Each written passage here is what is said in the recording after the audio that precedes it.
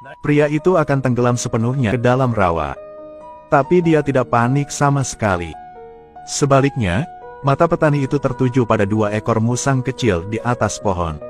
Tak disangka, musang kecil itu sepertinya paham betul maksudnya. Baru saja terlihat hewan di depan bergerak ke arah pria itu datang.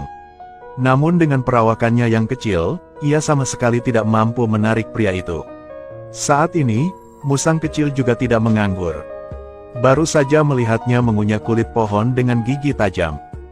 Dengan cara ini, cabang-cabang secara bertahap membengkok di bawah kerjasama mereka.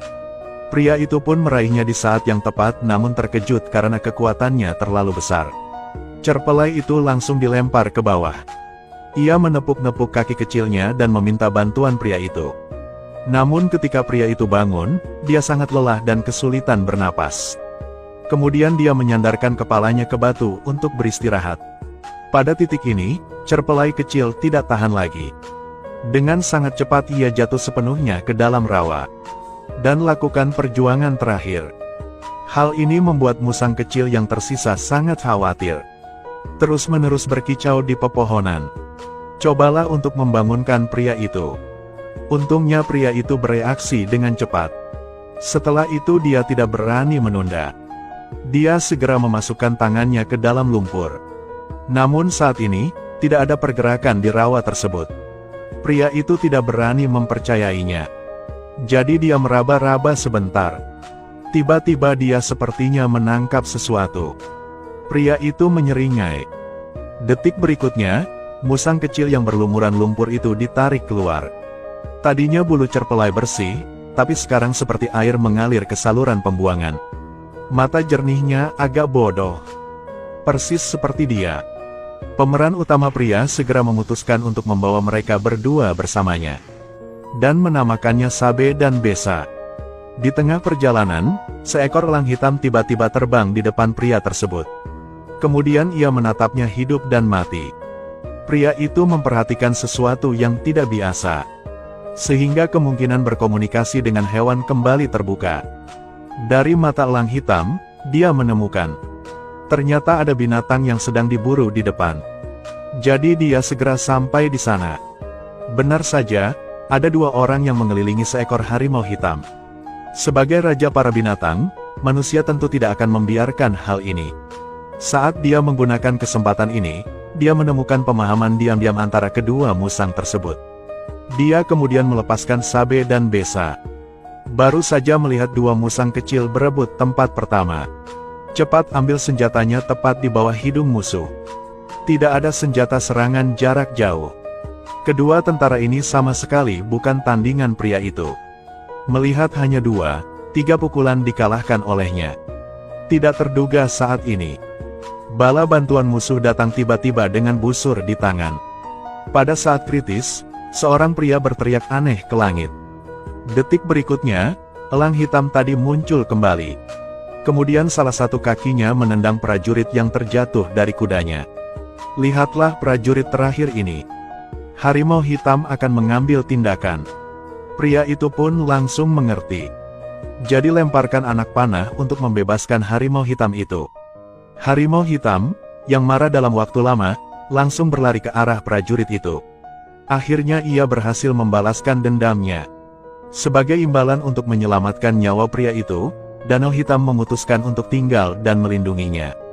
Melihat itu, elang hitam yang terbang di udara tak mau kalah. Hingga saat ini, ia belum memiliki 2 jenderal lagi dalam perjalanan pengalamannya.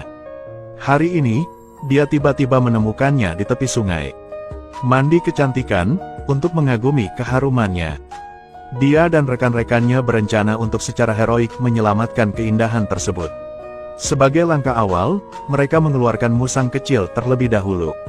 Mencuri pakaian wanita itu saat dia tidak memperhatikan dan melarikan diri dalam sekejap. Apa yang terjadi selanjutnya persis seperti prediksi pria itu.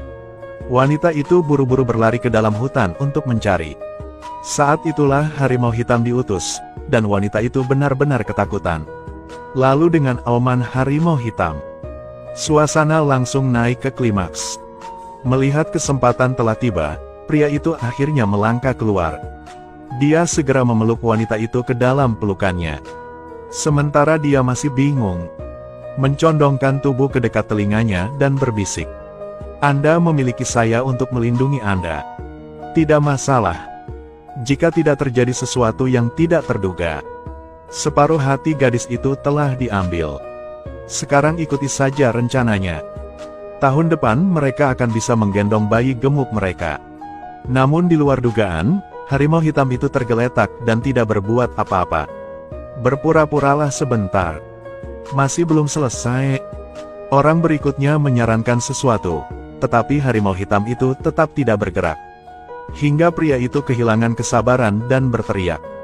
Harimau hitam baru dengan enggan pergi. Namun, saat itulah pria itu akhirnya berpikir dia akan memeluk kecantikan itu lagi. Kejutan. Kamu orang yang baik. Melihat wanita itu pergi, pria itu patah hati. Pada akhirnya hanya persaudaraan yang bisa dipercaya. Setelah sedikit bujukan dari mereka, pria itu mendapatkan kembali kepercayaan dirinya dan memutuskan untuk menempuh jalannya sendiri. Tidak butuh waktu lama bagi pria tersebut untuk mencapai suatu negara. Dia sangat mulia, tapi dia memakai karung. Tampaknya takut seseorang akan mengenali saya. Penyihir itu mengangkat anak itu tinggi-tinggi. Detik berikutnya, buang ke dalam lubang api. Pria yang memiliki rasa keadilan tidak bertindak. Sekarang penyihir itu menunjuk ke anak lain di bawah. Maka para prajurit segera mengangkat bayi itu. Siap berkorban seperti anak kecil tadi. Anak itu meronta-ronta dengan kaki kecilnya setelah ditopang oleh dukun. Namun tetap tidak bisa lepas dari nasib pengorbanan. Melihat anak itu belum sepenuhnya jatuh ke dalam lubang api, penyihir itu mengambil tongkat itu dan terus menyodok. Pria di bawah tidak tahan lagi. Menggunakan pikirannya untuk langsung mengendalikan elang hitam di langit. Setelah itu, hanya melihat elang hitam menukik ke bawah. Sebelum anak itu jatuh ke dalam lubang api. Diselamatkan. Setiap orang yang melihat pemandangan ini mengira bahwa pengorbanan tersebut telah membuat marah para dewa.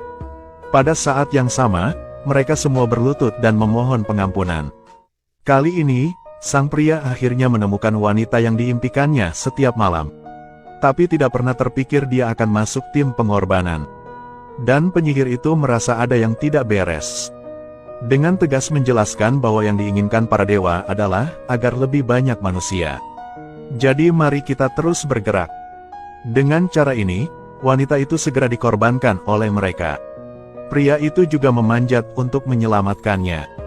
Saat ini, orang-orang di bawah juga perlahan-lahan sadar dan mulai melakukan protes. Penyihir itu melihat ada sesuatu yang tidak beres dan segera menculik seorang lelaki tua.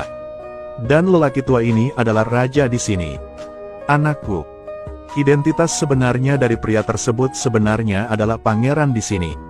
Karena ia terlahir lemah, ia ditinggalkan oleh raja. Dan para penyihir kerajaan ini kebetulan mengetahuinya. Setelah mengungkap identitas pria tersebut, penyihir di depannya membunuh raja. Sekarang singkirkan saja pria ini dan dia bisa mewarisi tahta. Tanpa sepengetahuannya, pria yang ditinggalkan itu dibesarkan oleh seekor binatang. Kekuatan fisik berbeda dari sebelumnya. Begitu cepatnya dia membalikkan keadaan. Akhirnya berhasil membunuh penyihir tersebut. Begitu dia berjalan dengan wanita di pelukannya. Anehnya, penyihir itu belum mati. Dia mengambil belati dan berjalan ke arahnya. Pada saat kritis, Sabe bergegas maju. Lalu gigit lehernya. Namun tiba-tiba, saya juga ditangkap oleh penyihir tersebut hingga terjatuh ke dalam lubang api. Menunggu pria itu datang sudah terlambat. Melihat kakakku yang mengikutiku sepanjang jalan meninggal seperti ini.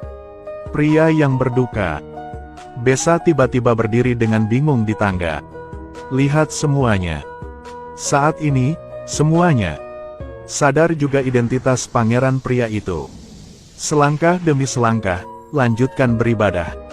Namun di akhir cerita, pria tersebut memilih pergi. Dia menjalani kehidupan yang damai dengan wanita yang dicintainya.